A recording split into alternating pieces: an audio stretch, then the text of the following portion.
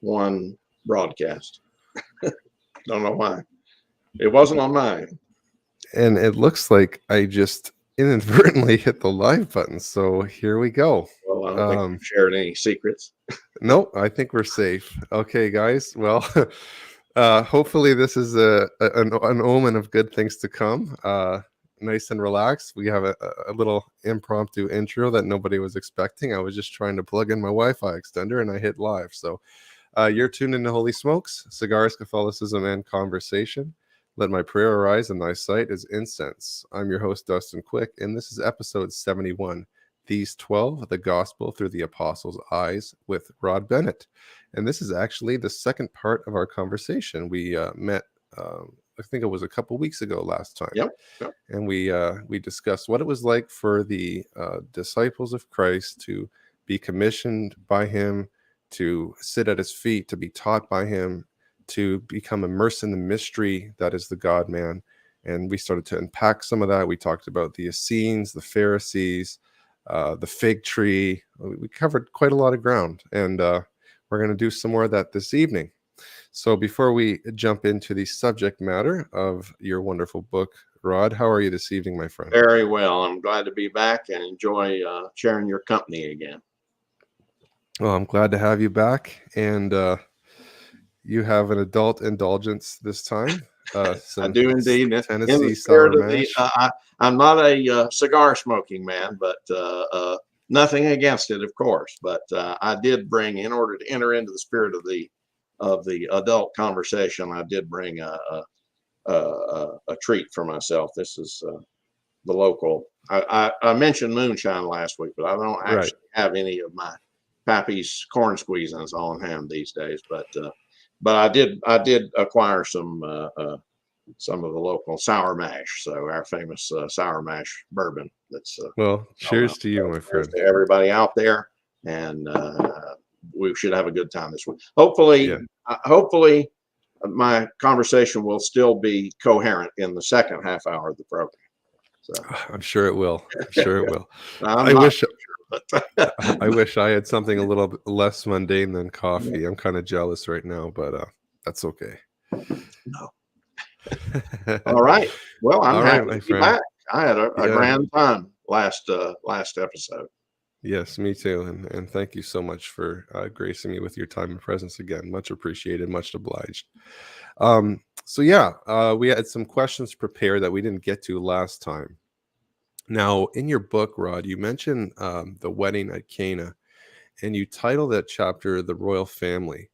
So, a couple of things. Number one, what do you think the scriptural significance is of the wedding at Cana? Why did John, do you suppose, choose to include that in his gospel? Number one, and part two of that, could we draw a connection between a figure in the Old Testament and Mary in the New in regards to the Davidic Kingdom? Could we make any connections there? So a two-parter.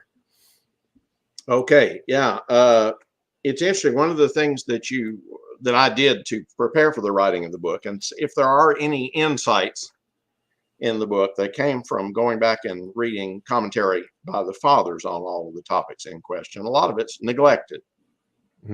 They're not read as much as they should be these days.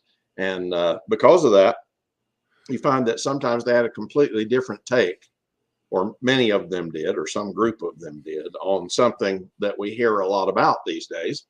And they noticed things and had the insights into what they were reading, or what they sometimes, in some cases, what they'd been verbally taught.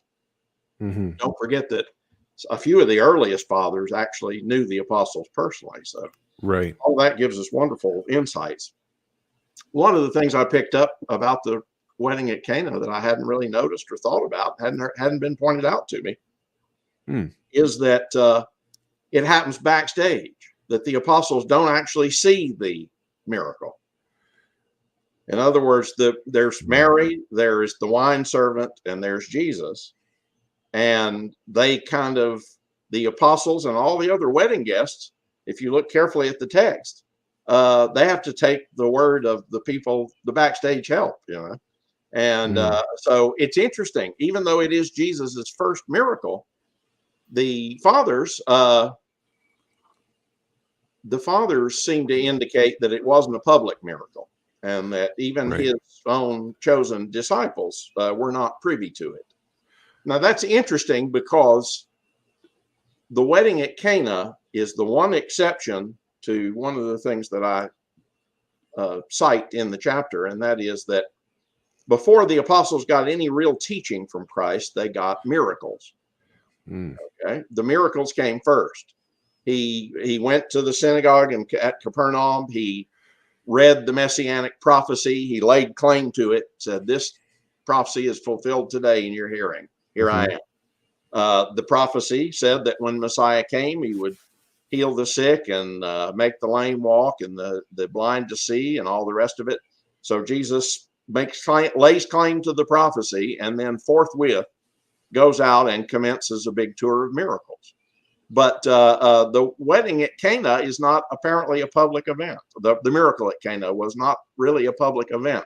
And one of the things that I also bring out in the chapter is that many of the fathers and commentators through the centuries believe that most of the people at the wedding, which included not just a good number of the 12, but also some of that larger group of 70 disciples, were extended family members of both Christ himself and the Blessed Virgin, but also of St. John the Baptist.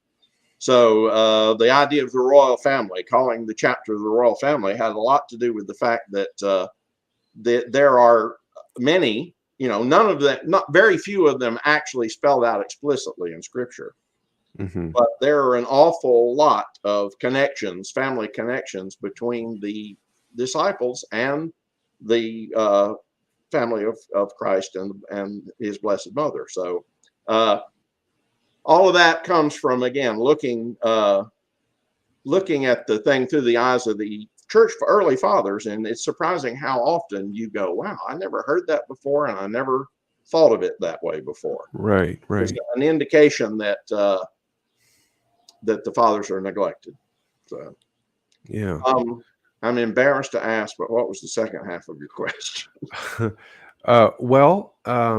So number one, what was it? Why do you think John chose to include that episode in his gospel? Yeah, it has to do with, I think probably it does have something to do with the fact that the Blessed Virgin is treated by her son with the great respect that the Davidic kings afforded to their mothers, including David himself. There's three types of queens in traditional monarchical societies. There's the queen regnant, that is a queen who actually rules herself, such as Queen Elizabeth II is today in Britain. There's a queen consort, as say Queen Isabella was, who sent Columbus on his voyages. She was a co-monarch, a co-heir. There's no such thing as a co-monarch. They reigned together as king and queen on the throne at the same time with her husband Ferdinand. So a queen consort, and then a queen mother is almost always present in the monarchical. This is usually a queen who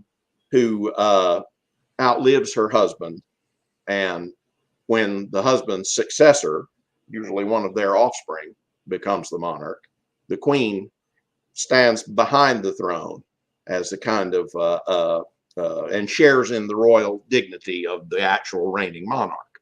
And an example of that would be the Queen Elizabeth II's mother, who was the widow of her father, King George VI, and she ruled to the end of her days as the Queen Mother. So, Our Lady is a queen of that third type, a Queen Mother. We find those all through the Old Testament. They're often mentioned together. All the kings of Israel, good and bad, are mentioned alongside their mothers. Their mothers' names are almost always cited. And there's even a pretty well-known episode where Solomon's mother comes to her, David's son, comes to her and asks for a favor. and he says that he will grant any request that she asks. So that was the sense in which the great honor that that the Davidic queen mothers were afforded in that system. Well, David, Jesus, our Lord, in a sense that most people don't take literally enough, was David's true successor. He was the rightful heir to that throne. Mary, his mother, was another descendant of David, and also in the royal line. So when Jesus becomes king, she becomes queen. And so in that light, with Mary as queen mother, you can look at the wedding at Cana in a different way. You can see that just like Solomon's mother did, she comes to her son and asks for a request. She asks him to move his miraculous ministry up. He asks him to move the timetable up. Let's go ahead and get started is the implication there. This problem with the wine affords us an opportunity to go ahead and get started, and I'm anxious to get it done. And so Jesus, says, well, the time's not really here. And she says, well, humor me, basically. And he does. Yeah. He changes his course and his plan based on a request that was made by the Queen Mother. So all of that's very illustrative, and it's right there in the story of the wedding in Cana. But if you lost track of Jesus as David's true successor, and his mother as a queen mother in the full Davidic sense, then you may overlook this aspect of the story of the wedding at Cana. Yeah, that's very important. I think it's funny that I don't think the office of the Queen Mother gets enough scholarly attention, and I think it deserves a lot more. Pretty thoroughly gone over in Catholic circles, but right, exactly. But in other communities, not so much. Right. And I almost wonder if that's sort of intentional, because they know, maybe some people know what the connotations and implications of that are if you take that to its logical conclusion. Well, I'm always very loath to accuse people of dishonesty or malice. Yeah, I think that that's not what's usually happening. That what's actually, and then there may be people who say, that there's no use digging up this can of worms, so because people might get confused. That may happen, I suppose. But I think what usually happens is that it's just not seen as, it's one of those obscure Old Testament details about how the old monarchies used to work, and it's not seen as important enough to root around in that much. So that would be my guess about it, is that, the Old Testament in general is dreadfully neglected these days. Yeah. Sometimes deliberately. So that I will accuse some preachers, not just Protestant, Catholic also, of taking it upon themselves to assume that the Old Testament is too difficult for people these days, too confusing. Therefore, it's best to leave it alone. That's totally out of the spirit of Christianity. That's out of step with the teaching of both Christ and the church through the centuries. The Old Testament is absolutely essential. So, right, absolutely. So there's a definite connection. It's not coincidental. It's not happenstance, but there's a very real connection. I mean, if Jesus is the new David, then shouldn't the office of the Queen Mother continue in the new covenant? Right. And what we have in the old is merely a shadow and a type of what is fulfilled in the new, and the antitype, the fulfillment, would be greater. So you would expect that Mary would be honored in this way to an even greater extent, and be a greater manifestation and fulfillment of this office. Right, absolutely. And it's interesting because if you go to Psalm 45, there's the whole there's the royal procession of the king and the Queen Mother, and the writer addresses Solomon, and it says, "Your throne, O God, is forever and ever." And that's interesting because Solomon is called, the Davidic king is called God in that passage, but God also has a mother, the Queen Mother. So you have an allusion to that even in the Old Testament, and when I first read that, it really actually took me aback. I was kind of shocked. Yeah. And when Mary says in the Magnificat, the writer, psalmist, is speaking in a prophetic sense, of course. Yeah, exactly. Solomon was not literally God in the way that right. Our Lord Jesus is, but yes, it's a prophetic it's a prophetic way of talking about the occupant of David's throne. Right. Yeah. Son There's of something. David. Yeah. There's something special about the Davidic king. He's not merely a secular monarch. Right. There's something special about him. Oh yeah, it's full of very mysterious stuff. You know, Jesus Absolutely. himself famously points one of them out. The Lord said to my Lord, Yes. speaking of David. So it's sometimes it's very uncanny the way in which the throne of David is a prefiguring of the occupant, the great and grand occupant Hmm. to come of David's throne, of whom David was a foreshadowing and Right. prefiguring. So Exactly. yeah, it's Yeah. very Excellent. interesting. Excellent stuff. And yeah, just a little tidbit for viewers out there. Even when I used to think that in the Magnificat, when Mary says all generations will call me blessed, I thought that was just sort of a spur of the moment kind of off the cuff response to what Gabriel had said to her, and she was excited, and she said all generations will call me blessed because of this. But actually, you'll find that hearkening back to Psalm 45, there's a line in Psalm 45 where the author speaks of the queen mother, and Right. saying all generations will praise you. So that just shows she's cognizant and she's aware of the office that she is invested with by virtue of being the mother of the son of David. Well, So and also Saint Elizabeth picks up the usage in the visit at the incident of the visitation, where she says, how is it that the mother of my Lord has come to me? That's that phrase, "mother of my Lord," is how the Israelites talked about the Queen Mother. That's a specific language.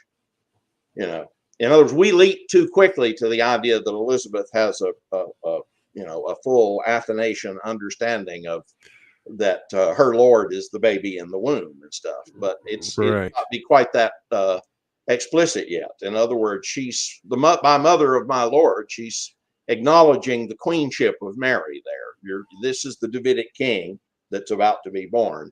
He will be my Lord in the same way that he was Lord of the Israelites, and that he was the Lord of the Queen Mothers. So you're in that tradition. This is Elizabeth affirming that your son is the successor of David. Well, whenever the lame and the halt called out to him in the New Testament, they usually called him the son of David. Right. So, Jesus, Right. thou son of David, have mercy on me. They invoke that title, son of David, more than anything else. And Yeah, that's it interesting. is Yeah. one of the grandest of his titles. It is so really important stuff. Yeah, and it's interesting because so many people assume that the church is sort of a democratic or egalitarian society, but just by virtue of the fact that Jesus is called the son of David so many times and is referred to as the Davidic king, that right there tells us something, right? The church is not Oh, this egalitarian society. There's an order, there's a structure, there's a hierarchy, yeah, the right? angel told Mary right at the beginning, he will sit on the throne of his father David. So yes, Jesus sits on a throne in heaven, but it belonged to David before it belonged to Jesus. Right, right. Of And course, it speaking always of belonged to Jesus prophetically. yes, yes. And speaking of order and offices, so a question that I had, and that you alluded to in your book, um, when they're at Caesarea Philippi, and the 12 are there, and Jesus says, "Who do men say that I am?" And various answers are given, and then up steps Peter, who says, "Thou art the Christ, the Son of the living God," and Jesus rewards him his confession of faith. "Blessed are you, Simon Bar Jonah, for flesh and blood has not revealed this to you, but my Father who is in heaven." And then he says, then he changes his name to Rock, to Cephas. Right. So my question is, what do you think? So when Peter Simon is given this name Peter of Rock, and he says, "You are Rock, and upon this rock I will build my church, and the gates of hell will not prevail against it.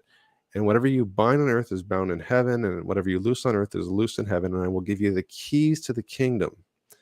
So not only Peter, but also the other apostles are given the authority to bind and loose as well.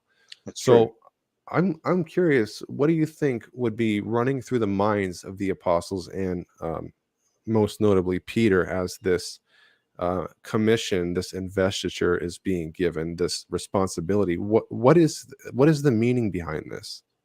Well, the before I answer the question, I'd like to emphasize that this particular book doesn't go into the Petrine claims at all.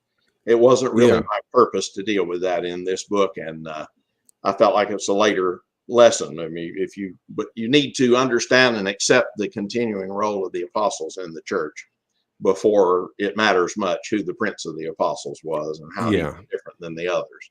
So this was stepping back and say, let's talk about just apostles before yeah. we What are get they into thinking? Yeah, special prerogatives.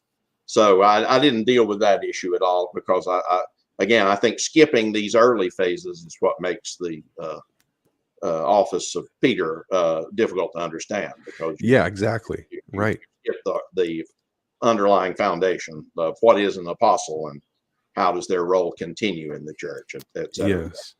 How is it that their names are written on the pillars of the New Jerusalem at the end of time?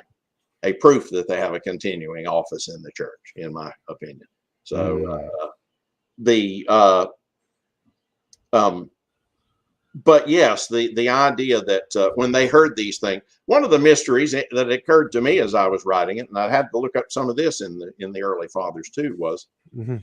I opened this book, these 12, with Nathaniel, who right at the very beginning of the story, before any miracles have happened or any of the rest of it, what any miracle except the miracle that happens to Nathaniel while you were under the fig tree, I saw you. He's had his own personal miracle, and he responds to it by saying, "You're the Christ. You're the Son of God." Okay. Right. Now we say, well, it's often depicted that Peter, after traveling with Christ for maybe a year and a half, 2 years, or whatever, has seen enough to understand that this is the Son of God that we're dealing with here. The Mhm. other apostles are giving some kind of human opinion that he's the second coming of Elijah or that he's the, whatever. But Peter cuts right to the chase, says, "You're the Son of God." And because he was the first to realize that, he's given a special reward. And Jesus, no doubt that Jesus does give him a special reward for the affirmation that he's made. He and says that he didn't get it by thinking it all out. He got it by a special revelation that the Mhm. Holy Spirit revealed it to him. So, but at the same time, how different is what Peter says here than what Nathaniel said at the beginning of the story? Nathaniel calls him Son of God on pretty much day one. Yeah, that's So, true. I never thought of that. I never saw yeah, that connection before. yeah, that's a puzzler if you look at the story of Peter as having at face value, as he was the first one Yeah. to use the term Son of God. He wasn't. We know that Nathaniel did it first. So why wasn't Nathaniel chosen to be the prince of the apostles? Why wasn't he? Why didn't Jesus say that he got it by a special revelation directly from God, et cetera, et Good cetera? questions. Yeah. So those Yeah. are interesting questions. Almost might seem to be a contradiction to a skeptic. Obviously Right. we're looking at two different recensions of the gospel. An earlier and a Mm. later version. One of them's pushing the Petrine office, but they didn't bother to go back and scrub the Nathaniel story for the Yeah. Yeah. real Yeah. contradiction. You've heard all this kind of. In reality, the reality, and this is something that the fathers talk about. The reality is that the Hebrews use the term "Son of God" a lot. The Old Testament has many examples of the term "Son of God." The righteous descendants of Seth are called sons of God. The angels are called sons of God at some point, in several points. Uh, Yep. the nation of Israel itself is called God's son in a prophetic in several prophetic passages. So, Son of God itself uh, was not something new. That term was not something new. Hmm. It's not connected with the incarnation or the in some special way. Uh, the it's not the first appearance of the term. So Sure. What did it mean to the Hebrews? They seem to have had been fumbling their way towards a fuller meaning for it. As time goes on, the prophets seem to use it in ever more specific ways, and it gets connected in the minds of the nation to the idea of the coming Redeemer, the coming Messiah. So without any implication that Son of God means an incarnation of the second person of the divine Trinity, which of course it is when we apply it to Christ, they didn't have any inklings of all that. And even that terminology would have been unfamiliar to the first couple 100 years of Christians. So what was implied, though, by the time of Nathaniel was the idea that King of Israel, which he calls him at the same time, implies a special new manifestation by this point of God's saving purpose. Right. That the term, which had been in use for centuries, has grown and matured and has acquired a special meaning, a supernaturally anointed Messiah. Okay. You can believe that Jesus is the Son of God, a supernatural manifestation of God's divine purpose, without necessarily believing he's the incarnation of the second person of the Trinity yet, or that he's God in the flesh, or that he has God dwelling within him the way the Ark of the Covenant had the Shekinah of God in it. You don't have to have found your way to those things yet to call him Son of God. But Peter does seem to be rewarded for having reached that point. This story, after all, comes very close on the heels of the Transfiguration, if you'll remember. Yeah. Did we talk about Peter's special connection to the story of the Transfiguration? I've had so many of these interviews in connection with the book. I can't remember who's heard what. I don't think so. I don't think so. The Festival of the Tents and all of the rest of it. It sounds vaguely from. Why don't you give us a refresher? Okay. Yeah. This may take a minute or two, but it's a wonderful story. Yeah, absolutely. It makes me cry sometimes, in fact, and it's not just the whiskey. I'm telling you that in advance, in case it happens again. One of the things that I point out in the book is that the apostles get a bad rap these days. One of the things I've tried to get across in these interviews that I've done on Catholic radio and other things is, and this isn't just a Catholic mistake, it's Protestants do it too, but within the last few years, I don't know when it started, but there has arisen a kind of I think an ugly tendency to make the apostles into sort of the comedy relief of the piece.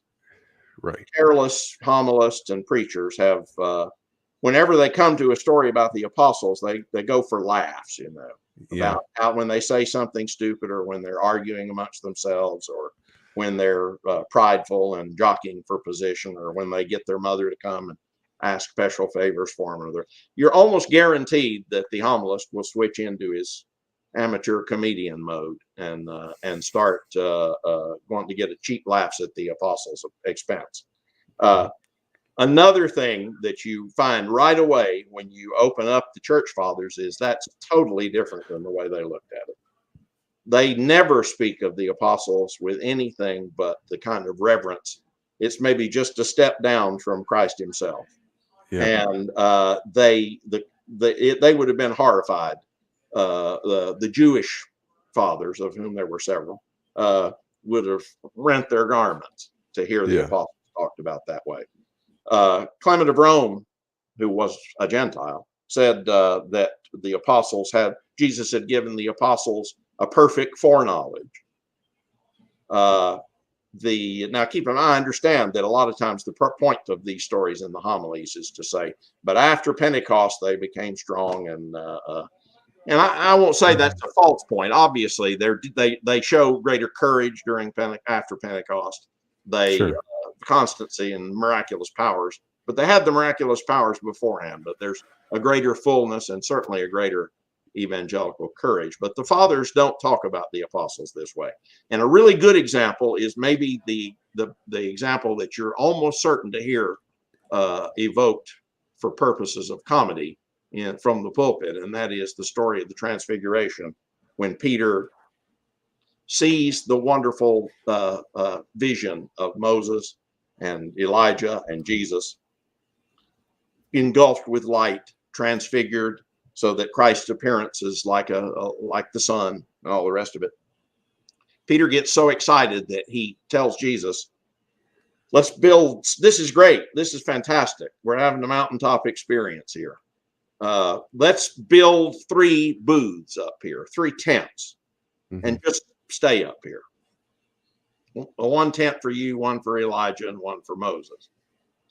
And it is true that even the evangelist steps in at this point to say, Peter said this because he didn't know what he was talking about. Okay.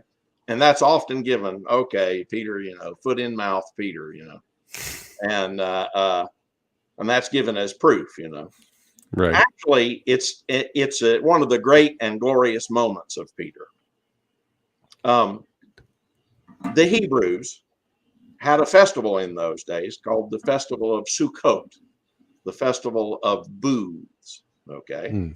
They still have this festival. It's in September every year, and the Jews have a big camp out. That's really the only way you can describe it. This Festival of Sukkot involves making tents, making usually with palm fronds to cover the top or whatever. And they go out and they have a big picnic, and sometimes they spend a couple of 2-3 nights out, and the whole community has a big camp out together. Okay. And it is called the Festival of Booths, or the Festival of Tents. The root word in Hebrew is the root word of the term tabernacle. Okay. So keep that in mind as we continue with the story.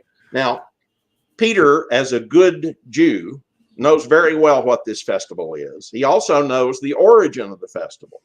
The origin of the festival was a celebration of the time during the Exodus when the Ark of the Covenant was sheltered under a tent, under a tabernacle, just like they were. Okay. Now, it's not explicit in the Old Testament, but in the Talmud, the word Shekinah is used. I don't know if you know that term or if you've heard that. The Shekinah was essentially the real presence of God. Yes. The Hebrews believed that inside the ark was a special fullness of God's presence. The real presence, you can only call it real presence, really. They believe that now in the actual Old Testament documents, we are told explicitly that when Joshua wanted to talk, for example, to God, he went into the tent and he stood in front or kneeled in front of the ark, and he asked his questions, and a voice emanated from a spot that they called the oracle, the place from which it spoke, which was above the mercy seat, the lid of the ark, and that between the angel's wings, So that spot was the oracle, and that the scriptures tell us explicitly that the voice of God was heard audibly, and that it issued from the spot between the 2 wings.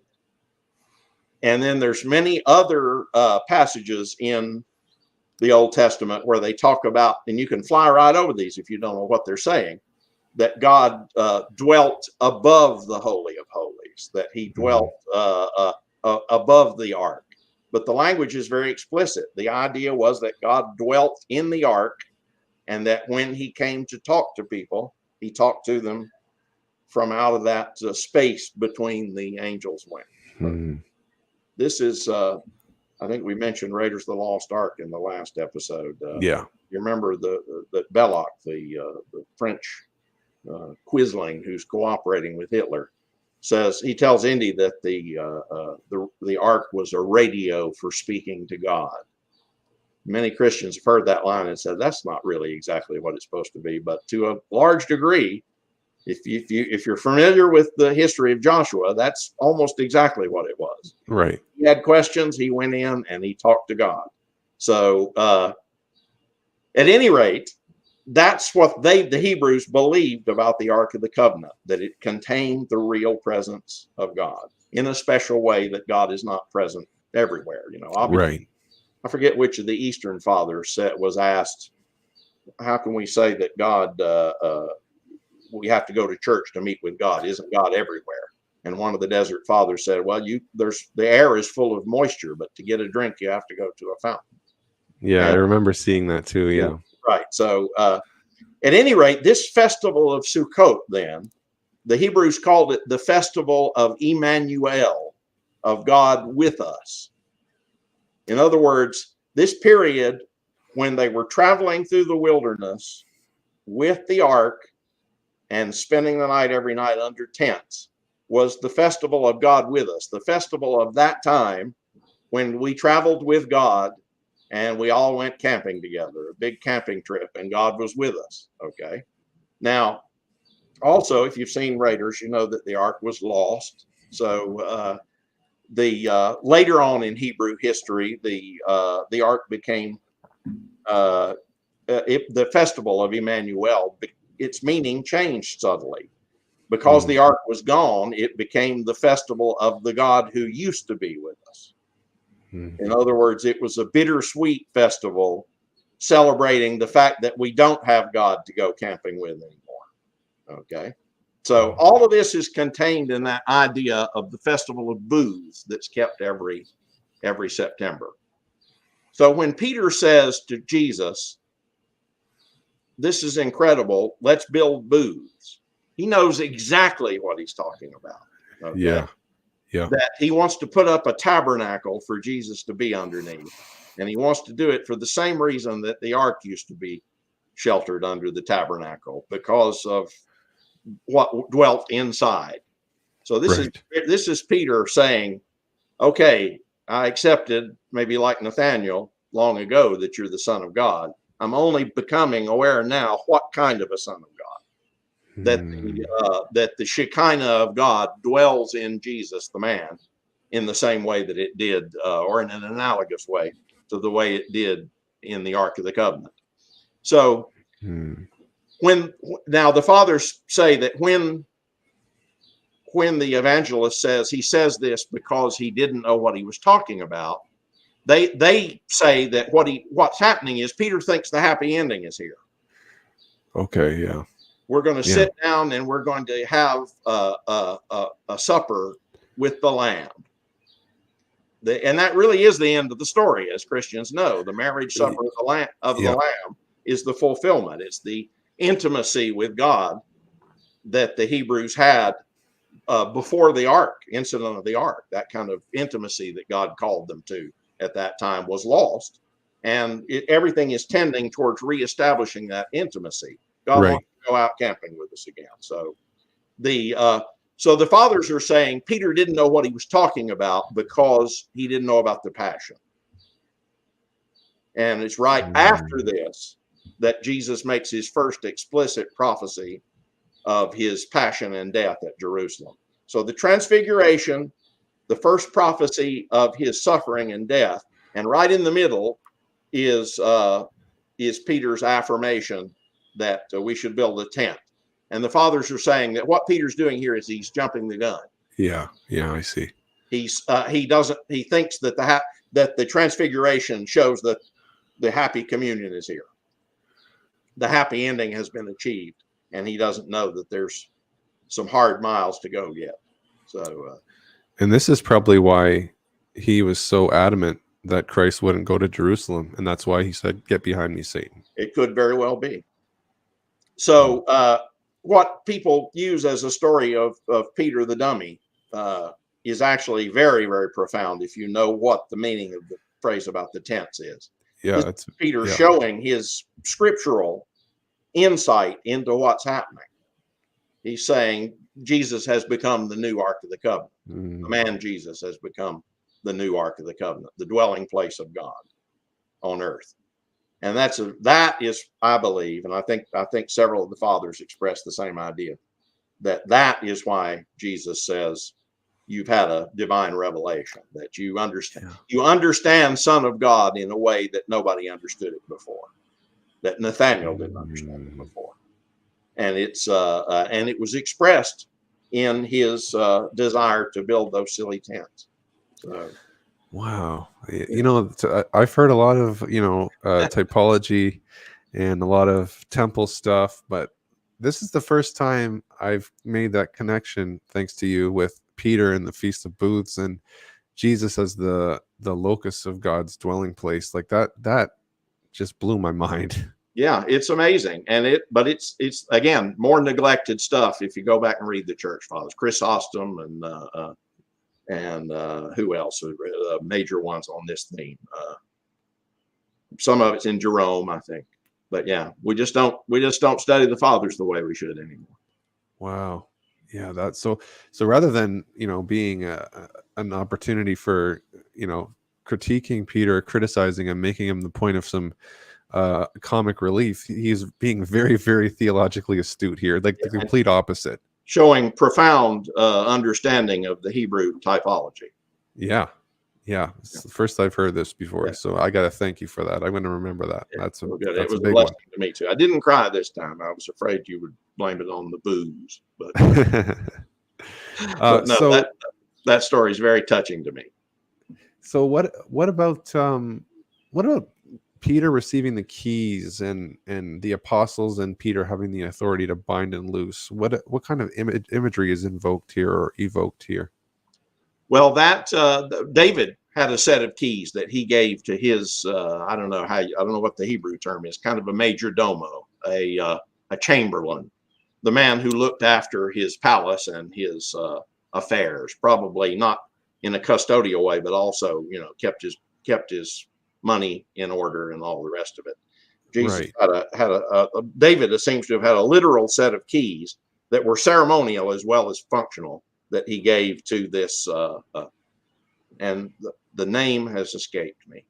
Like a royal vizier. Yes, it's is it Jediakim or Shebna and Eliakim, and that's right. That's Isaiah right. 22, right? That's the passage, where explicitly David has a keeper of keys. He nominates a man to be the keeper of the keys, and he talks about binding and loosing. So David is the origin of the idea of the binding and loosing. It's this saying, it's nothing new. Sometimes you'll hear theologians talk about Jesus has come up with this new power of binding and loosing. No, He's David's successor. He does one of the things that David did. He picks a man to carry the keys. He says, you can bind and loose with these, and whatever you bind will be, I'll second with my authority, and whatever you loose will have the second of my authority. So Jesus is just showing that he's doing some of the same stuff that David used to do. Yeah, and it's interesting too, because if we go back and read Isaiah 22, you get the sense that, okay, this is a royal monarchy. David is giving the second in command authority over his royal household, but if you read this section, it talks about him having authority over the sacred vessels as well. So it's not just a secular function, but it's also a priestly function as well. Which is interesting. And, definitely related to sacrifice, the sacrificial rites of the synagogue. So so David is not just Peter is not just an administrator. He's also the head of a sacrificial order. Right. And speaking of that was a nice segue, by the way, Rod. I don't know if that was intentional or not, but very nice segue into the next subject, which is the Melchizedek priesthood. So we know that Jesus is Melchizedek par excellence. He's a priest after the order of Melchizedek. So was David, and David's successors, right? And you mention in your book that where there is a change in the priesthood, there is also a change in the law. So a lot of non-Catholic Christians, they rightly say that, yes, Jesus is the Melchizedek high priest king, but they relegate that authority to the person of Jesus. But is there evidence to show that Jesus would have shared this Melchizedekian office with his apostles? And like, what evidence is there to support this participatory role in this priesthood? It's not simply reserved for Jesus alone, but that he shares it. Well, I will turn it around briefly for a minute. What evidence is there that his high priestliness is so completely different than the high priesthood of the old covenant?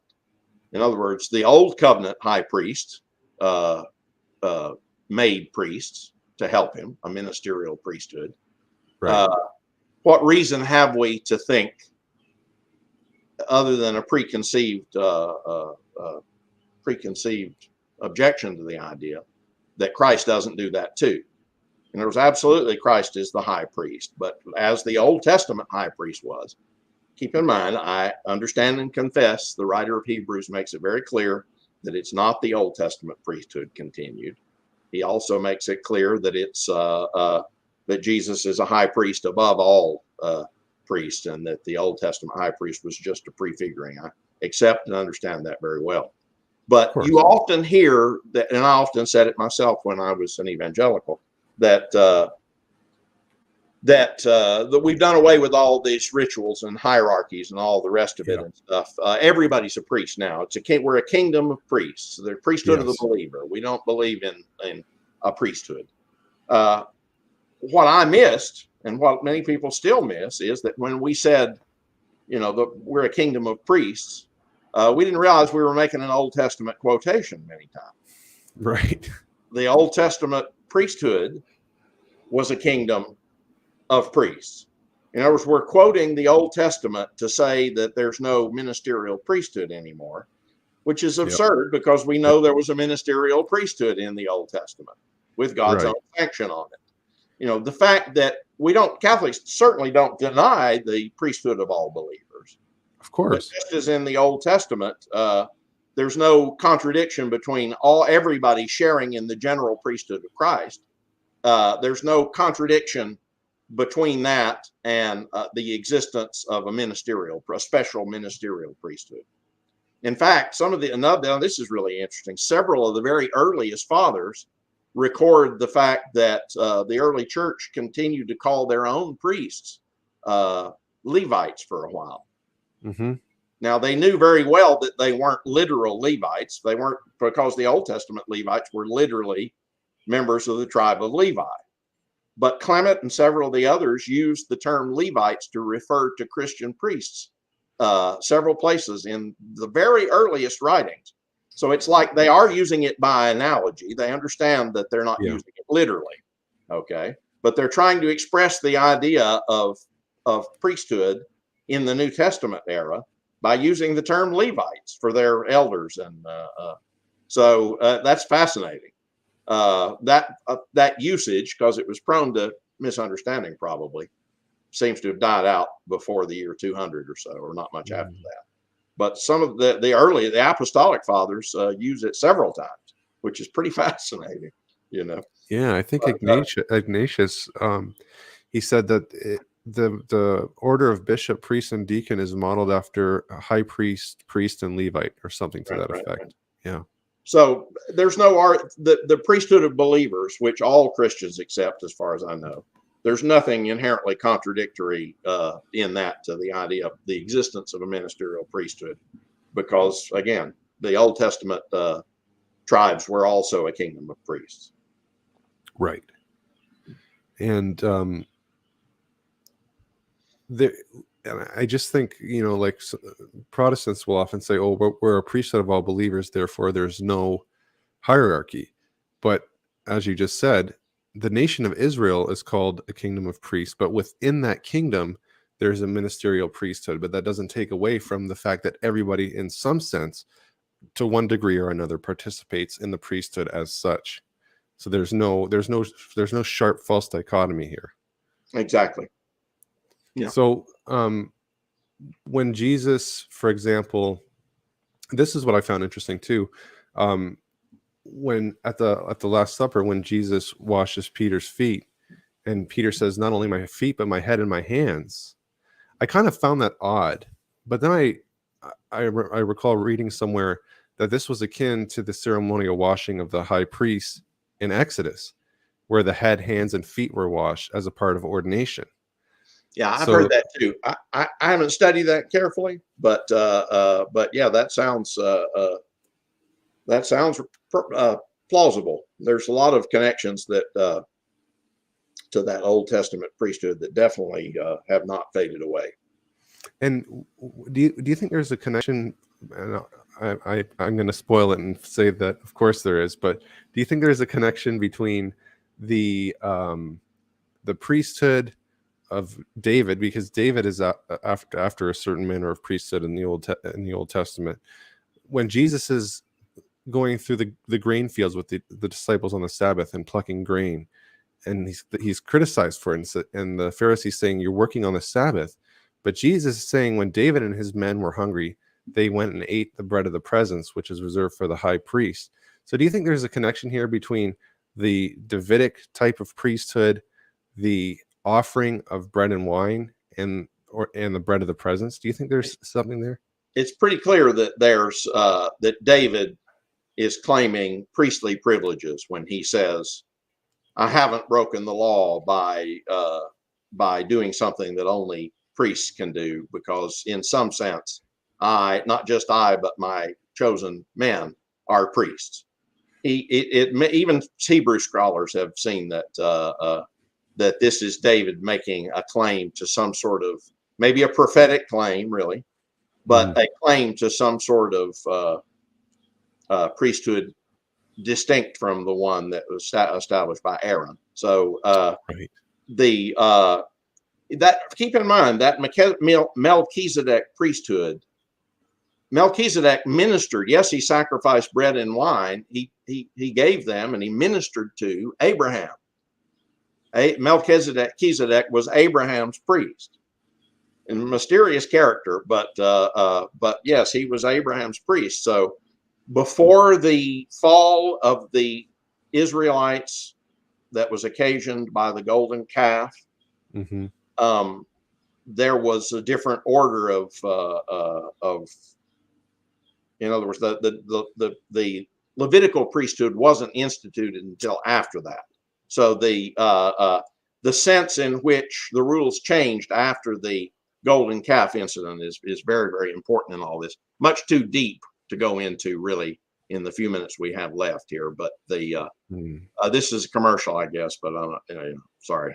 I wrote a book called Scripture Wars, which is about how the Melchizedek priesthood was put on hold for a while, Right, was superseded by the vexing, odious rites of the temple service, which was meant to frustrate and wear the Hebrews out. It was instituted as a punishment. They had not lived up to their, and believe me, there's good scriptural warrant for all of this. And that St. Paul tells us that priesthood was only meant to last until the coming of Christ. Right. So the Levitical priesthood is not the original priesthood. It's not even the authentic priesthood in any sense other than God did put his sanction on it and commanded it that it be done. But it was only for a season. St. Paul tells us that it was only for a season. And after that season was over, we don't go to no priesthood at all. We default back to the original of Melchizedek, which is why Scripture is so strong about that Christ's priesthood is that of Melchizedek, and that he's content. Now, many people have wondered whether Melchizedek himself was some sort of pre-incarnational ministry of the second person of the Divine Trinity. Now, that, again, is a subject for another day. But Scripture Wars is about the sense in which the Levitical priesthood was meant to pass away. It had God's sanction while it existed, but not afterward, and not before. And as a result, the Melchizedek priesthood was always the priesthood that God intended to exist, and that it existed before the law. It still exists now that the law has been fulfilled. That Christ is the high priest of that order, but that the priests in the apostolic succession are priests forever after the order of Melchizedek. And the sacrifice that they offer is the same sacrifice that Melchizedek offered to Abraham and to Abraham's God. So. And it's interesting too, in Malachi 1, there's a prophecy of a pure sacrifice being offered among the nations, because the bread had been polluted and profaned by the temple priests in Israel. Right. But there would come a time when this would be offered from the rising of the sun to the setting Right. in the Gentile nations. And this Right. is the Melchizedekian priesthood being Which poured was out on. always meant to be for all Yep. nations, never meant to be Right. just for Abraham's descendants. And that's the significance, I think, at Pentecost, right? Is sort of how all nations are represented and the Spirit falls on all of them. That's And my this is sort understanding. yeah, and this is like a reversal of the golden calf, because at the golden calf, the priesthood squeezes from Israel, which it was originally humankind in general, represented in Adam, but then the priesthood squeezes even tighter just to the tribe of Levi after the golden calf. But at Pentecost, it is expanded back out to all nations again. Let me tell you another cool insight from the fathers about an incident in the life of Christ, where he goes to the temple and he cleanses the temple of the money changers. Mhm. I forget, it might be Chrysostom, shares the idea that, well, we know that the temple was a series of concentric enclosures. The Right. Holy of Holies that only the high priest could go into, and then only once a year. Then a larger holy place where only the priests could go.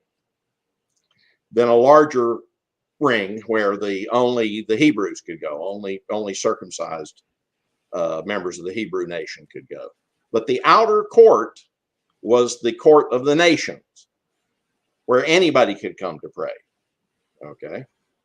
And in fact, Jesus, when he comes to cleanse the temple, says, my house was meant to be a place of prayer for all peoples, but you've turned it into a den of merchandise. What really bites down about that saying is when you understand that the Hebrews were always meant to be a missionary people. Mm-hmm. They were always meant to be calling the nations to them. Okay. So that outer court was meant to be for for non-Hebrew inquirers, Gentiles, pagans, to come and learn about Israel's God, Israel acting as a missionary people as they were meant to.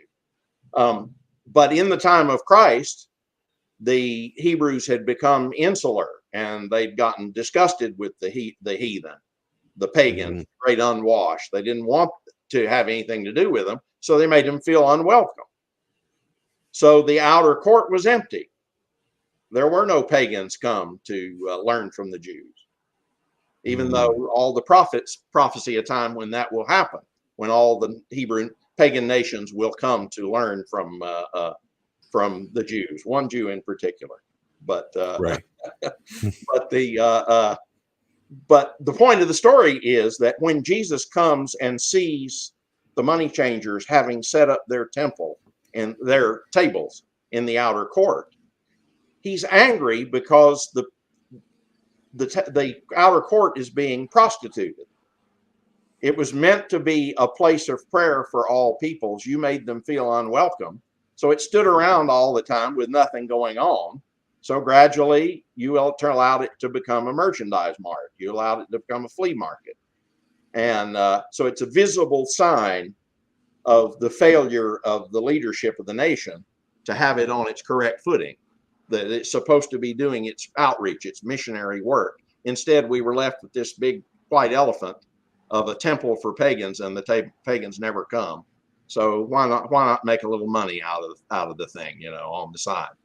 And that's what so enrages the justice of God in the matter of the cleansing of the temple, was not just that you turned it into a house of merchandise, but they did it because there wasn't any other use for it the way they were managing things. Yeah, and they were in effect turning people away. Exactly. Interesting. Yeah. Well, I certainly learned some gems tonight, Rod. I got to thank you, and I'll remember that one about Peter and the Feast of Booths probably for the rest of my life. That was powerful. Well, I can't believe an hour has gone by already. It's hard to believe. I hope you enjoy your Tennessee whiskey. That's right. I've been running my mouth so much it's I barely tapped into it, so probably for the best.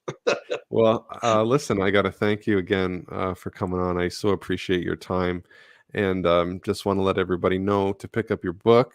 You can go to shop.catholic.com, get it from Catholic Answers. He's 12. Catholic.com, world's easiest website to remember. Yep, no doubt. And you can get it off Amazon too, as well. You've been watching Holy Smokes, Cigars, Catholicism, and Conversation. Let my prayer arise in thy sight as incense. I'm your host, Dustin Quick.